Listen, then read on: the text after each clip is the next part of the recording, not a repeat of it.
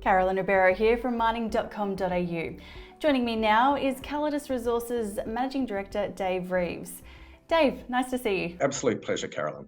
Now, the production report from the company's Warrawoona project in Western Australia is out. Talk us through what's been achieved for the June quarter. Yeah, so June quarter is another build on last quarter. We're seeing some nice steady increase in production, over 16,000 ounces for the quarter, with a really good month in June, getting towards where we want to be, which is 6,000 ounces a month. Almost clawed there in June, not quite, but it's really pleasing to see a steady build month in, month out in the operation from what has been a challenging start. But this was achieved despite Tropical Cyclone Ilsa sweeping through WA's Pilbara region at the start of the quarter.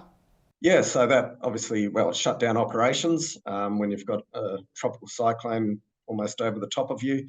So we did stop milling for a couple of days. It affected our mining, obviously, and a few other things. So even with that, to achieve guidance is great. It would have been wonderful if the cyclone didn't come along and we had another few days of milling and it didn't affect us so much, and we would have been closer to our midpoint. But that's where we are up in a tropical north, and you've got to expect these things. But all in all, really proud of what the team on site's achieved in that quarter, and looking forward to the year ahead. As you mentioned, from the June quarter results, Calidus has met its production guidance for the first half of this year. So what does the next 6 months look like for the company? Yeah, so we'll put out formal guidance for the whole year with our full quarterly at the end of this month. But as I said before, we're aiming for that 6,000 ounces a month. So that gives you a feel over 70,000 ounces for the year is where we want to be.